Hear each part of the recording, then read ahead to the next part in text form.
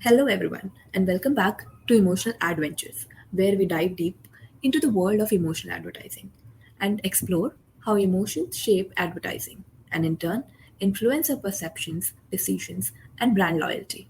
In our very first episode, we covered the basics of emotional advertising and why it's such a powerful tool for marketers. And in today's episode, I, Vaishali, And I, Pakshal, are going to take things a little further by looking at what happens when emotional advertising goes wrong. We are going to dissect some high profile Indian ads that attempted to evoke emotions but ended up backfiring. We'll look at what went wrong and what lessons can be learned from these missteps. and joining us today is a very special guest who is not only an IMA alum but also a marketer at heart, who has spent multiple years in the field and knows advertising inside out. So we have Mr. Sunny Rajak today. Welcome to Emotional Adventures, Sunny. Can you please tell our listeners a little bit about yourself? I am Sunny Rajak, and yeah, I did my engineering from Triple IT Jabalpur in computer science department. Then I did my MBA from IIM Ahmedabad, batch of 1820. Post that, I joined Dabur. I worked there for almost 3 years in different roles across multiple sales functions. Then after that, I have been currently working in Reckitt. I work for the India Central Region team, where I look after the entire trade marketing function for all the product portfolio for the Central India team. We are really glad to have you here, Sunny. Firstly, I just want to understand how you perceive advertising, especially emotional advertising, as an effective medium to reach out to the audience. For me, I see advertisement as a lens with which I can connect my product to the consumer. It's the tool which I use basically of how I can make sure my consumers know my consumers connect to my product, and the repetitive advertisements helps in the recalls of behind every purchase whenever they do. There were times when most of the ads were clearly on the product benefits, trying to showcase the USP. But lately, we have seen a lot of change in the dynamics in terms of the advertisement, in terms of how people are perceiving advertisements.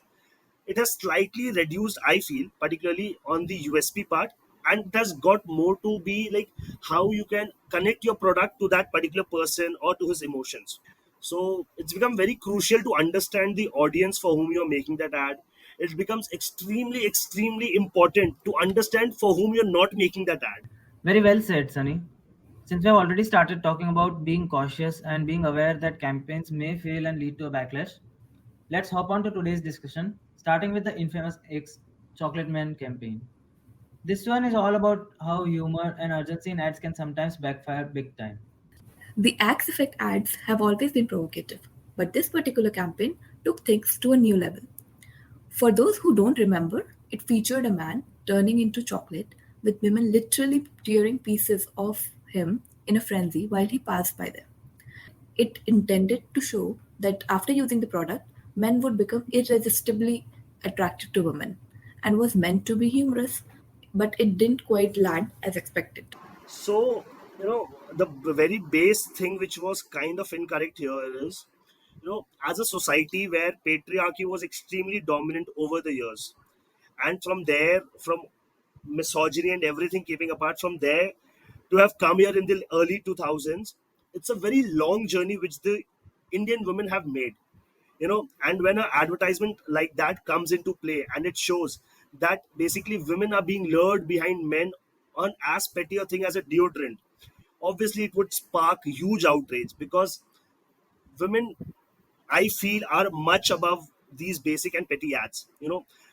Multiple brands over the years have done extreme efforts to promote the empowerment of a woman, and when such an ad comes, it basically ruins the efforts of the year long things done. यहाँ पे मेरी तरफ से थोड़ा ज्ञान. We talked about the valence arousal framework in the first episode, where valence is the degree of pleasant or unpleasant feelings, and arousal is the degree of intensity of emotions. Humor used here has a very positive valence, and there's very high arousal in this ad. Yet the ad fails to deliver. Again, a classic example of how positive valence can lead to very negative outcomes. This ad attempted to use humor by exaggerating the effect of using the deodorant, but it didn't turn up well. Do you think brand needs to be more careful while trying to use this particular emotion? And is the Indian audience really ready to handle some advanced dark humor?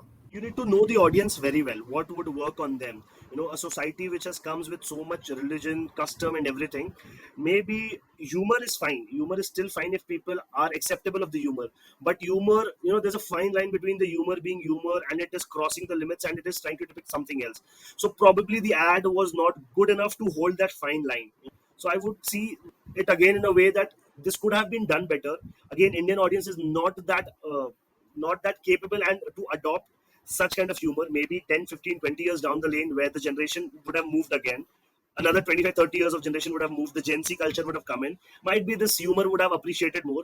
But right now we are in the just middle landscape of the 90s getting off and the 2000s coming in. So the balance has to be maintained. So probably what I said in the very first place, you need to be aware whom you're making the advertisement for and whom you're not making for sure. So it has to be a double check on both sides. While we're discussing the nuances of how emotions are portrayed in advertising, particularly what's acceptable and what's not for the Indian audience, let's shift our focus to the next ad, the Airtel Boss ad, which tried to use the storytelling appeal and blend the emotions of love and care, but still ended up sparking a heated debate. The ad features a woman who is both the boss and the wife of one of her subordinates. After setting a strict deadline for her team, including her husband, she goes home to cook food for him. The ad ends with her tempting him to come home early with a promise of a home cooked meal. Now, this ad was clearly intended to convey warmth and love within the framework of a modern relationship, right? However, it was criticized for being sexist because it seemed to suggest that despite her demanding professional role, the woman is still expected to take on traditional domestic duties. Sunny, what are your thoughts on this portrayal? Honestly, for me, the advertisement was fantastic. Okay, if I leave apart the how the audience reacted, because what I know of, there were extremely mixed feelings between the audience. Some really liked it, of how beautifully two people can manage their personal and professional life with a clear barrier, with a clear line. Whereas the other half of the audience took it as a sexist advertisement, where it clearly showed that औरत जितनी तरक्की कर ले शायद जिंदगी में उसका काम तो चूल्हा चौका करना है. you know these were the exact lines where the discussions were happening, when I remember it. कि दोनों part में, and they were very clear audiences separate, they very clearly separated each other, and they were proper for and against to it. So I was on the for side. The advertisement was very beautiful, and even if it was not in a similar organization, probably two different organizations, both would have been working, and they have their own personal life and they have their own professional life. You can work late, someone coming early, yeah. There's a point here which could have been better, which lately a lot of other companies have tried to tap in, of sharing responsibility. I remember Ariel has come up with a lot of campaigns on sharing responsibilities. This ad clearly used emotions, which required people to think. Wait. Thinking to feel emotions sounds like an irony. Not really, Pakshal. Actually, emotions can be classified into three categories. There is low order emotion, like pleasure and arousal, which we can feel spontaneously. And then there are basic emotions, like fear and anger, which require some cognition. And then finally, there are high order emotions, like empathy and love, which require deep cognitive processing in order to feel those emotions. Airtel tried to tap into these emotions, but people got stuck with the spontaneous emotions and took offense. Wow, never knew I'd have to think to feel. So last two ads, we have been discussing a lot about the sentiments which the Indian audience hold and how they have grown up in the past years. Now, while these ads have backfired when they were not trying to show women empowerment, there have been a lot of great ads which has backfired, even though they were trying to show women at a better stage, trying to choose a better life. I remember one of those ads of Moe where Alia Bhatt was basically there, and it was a fantastic ad out there on how you can change the way an Indian family looks up to a daughter. And basically, she's not a baggage to be carried for a certain amount of years, and it has been beautifully depicted, but somewhere it backfired very badly. Yeah, so for our listeners who might not be very familiar with the ad, I would just like to describe it.